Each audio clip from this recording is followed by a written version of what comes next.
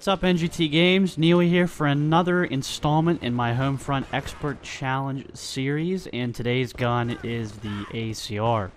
So in this video, I'm going to give you guys some tips and tactics about ACR, and as the gameplay rolls along, we will talk about that as well. So I'll be analyzing the gameplay, talking about how much of douchebags the other team was, and, you know, generally having a good time. That's what I like to do. So, off we go. Let's talk about the ACR. First off, the ACR is not a bad gun, and it's not bad to start out with. But I will say that it's probably recommended that you put some sort of sight on it. The iron sights on this gun are not the greatest, unless that's, of course, you prefer it. It's really all preference. And I will tell you that scopes on any gun are really all about the preference. Whatever you feel gives you the better aim, the better advantage going into scope or to ADS, aiming down the sights. So I have certain scopes that I like in Homefront, and this one that I'm using on the ACR is one of them. I'm not sure the name because there's so many scopes in this game, like MK1 through 3, and then there's the hollow point scopes, and this is one of the red dots. I can't remember the name. But it's probably in your best interest when you first use these guns to sort of toy around with different sights, just because there are so many. And that's great. I do like that about Homefront, that they give you plenty of sights to sort of, you know, become comfortable with each gun. So I myself have experimented with different sights, and I found out that this sight here works pretty well with the ACR. And plus, it sort of gives you a wide lens of view when you go into the aim down sights or the ADS. So just keep in mind, with any scopes, you know, you don't have to just generally use what everyone else uses. Find something that you feel comfortable with to attach it onto your gun. And it really all boils down to the map as well. Whatever you feel like gives you an advantage on a certain map, you might want to roll with that. But I think the main thing to keep in mind is sort of what you're comfortable with, whatever makes your aim better. So the ACR in general, like I said, it's not a bad gun. The hip fire is alright. The actual fire rate of the gun is kind of slow. It's not the fastest shooting gun out there, but it's not a horrible rate of fire, so keep that in mind. And the one thing about the ACR, you can hold it down. There's a little bit of recoil, excuse me, not much, so you can't get away with holding down the trigger. But the trick from a distance with this gun is you can actually shoot this gun semi-automatically. So one of the things that I do when I engage a target long range with this ACR is when I play on the PS3, I'm tapping the R1 button like a single shot, so semi-automatic. So you'll see that here, and the clip will be coming up here in a few minutes where I take a guy out on top of a roof that was a sniper, and I managed to basically, you know, pull semi-automatic type bursting on him. So I think definitely when you engage targets from a long range in this game, you definitely want to sort of tap your right trigger on the Xbox 360 controller, or your RB there, or not RB, I'm sorry, your R1 on the PS3. I'm still thinking 360 there for a second. Whoops.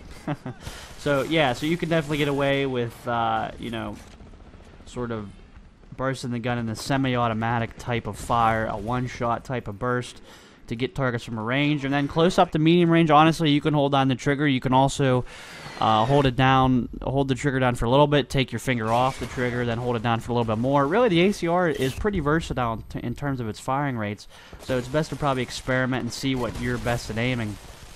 You'll notice that I'm pretty comfortable with holding down the trigger of this gun. I've kind of figured out the recoil and the way that it fires, so for the most part here on this map, I hold the trigger down unless I know that I'm not going to be able to get hit markers on him, you know, if I do hold the trigger down. So possibly it could be a preference of how you like to fire the gun, but I would definitely say that from a distance you're definitely going to want to one-shot this gun, or as it's called, semi-automatic. So definitely keep that in mind. And as far as the hip fire goes, like I said, it's a little inconsistent at times. It does get pretty good hit markers. Right there, I mean, that's inevitable. That guy doesn't even see me, so it's an easy kill. But for the most part, be careful with your hip fire. Maybe burst the hip fire, in all honesty, unless you're really getting bared down on, and it's really just reflex or reaction where you just want to hold down the trigger. So that's another thing to keep in mind. I will tell you guys that in this map here on Cul-de-sac, by the way, I should have probably explained the game mode before we got going here. This is Cul-de-sac, by the way, and this is a map that takes place in the single player. And this is a great small map, and as you can tell, I really like to rush on this map. I like to rush in this game in general. I find rushing very effective in this game.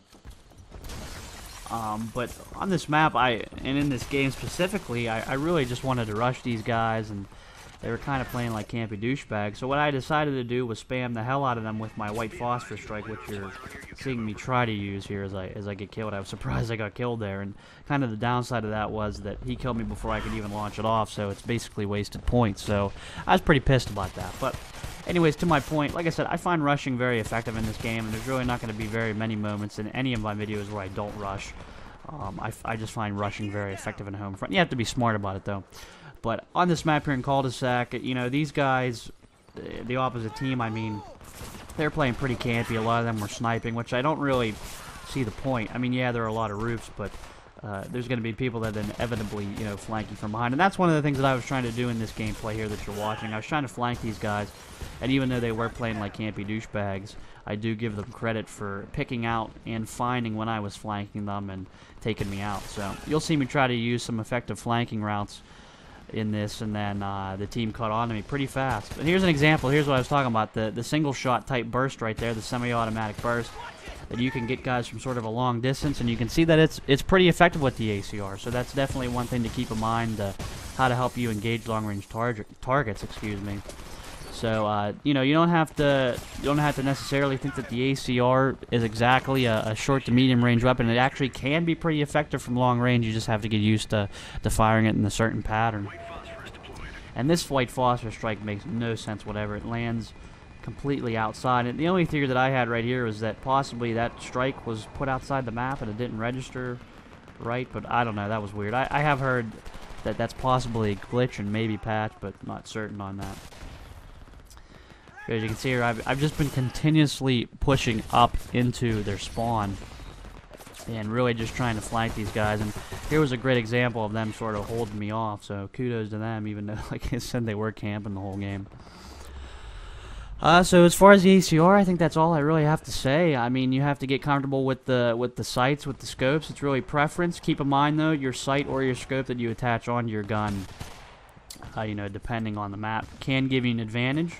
As far as the firing rates go, I think as the gameplay progresses, you've sort of seen the types of fire rates that you can get away with to help better your aim and get better hit markers.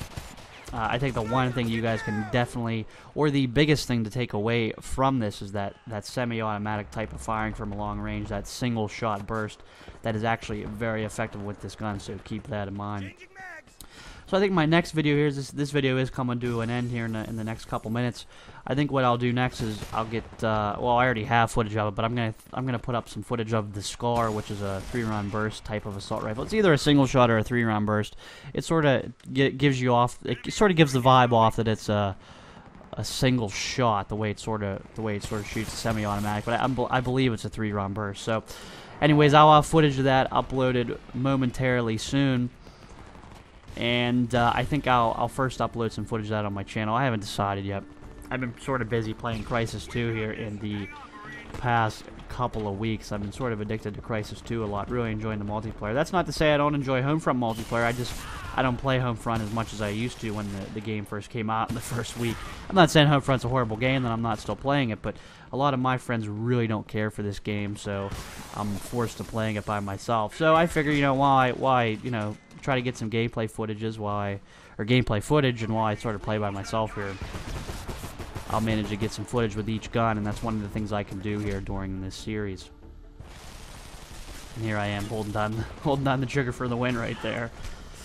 And these guys were really using those pesky, stupid little remote controlled like choppers and stuff on us, and that was pissing me off as this video rolled along too. But yeah, like I said, the Scar, I'll have footage of that gun next. And then from there, I've already shown you guys the M4A1. I don't think there's really any need to go back and do that gun. You've seen that in some of my live commentary videos, so I don't think I'm going to do that gun. That gun's a pretty beast, I'm not going to lie. But I've already done the M16. If you haven't done that already, you can go to the Next Gen Tactics website and surf for it on there. Or you can look on the NGT Games channel. I'm sure it's buried somewhere in the playlist. But like I said, I'll do the Scar next, and then from there, I haven't decided what gun I want to do after that, but we'll see. So hopefully you guys enjoy this series. Again, this was Homefront Expert Challenge series on the ACR, and this has been Neely from NGT Games. I'll see you guys next time. Have a good one. Hey guys, we now have our own website. Actually, we've always had our own website, but why not follow us on there? There you'll find all our videos conveniently sorted into playlists by game, as well as videos from many other directors that are part of our NGT network.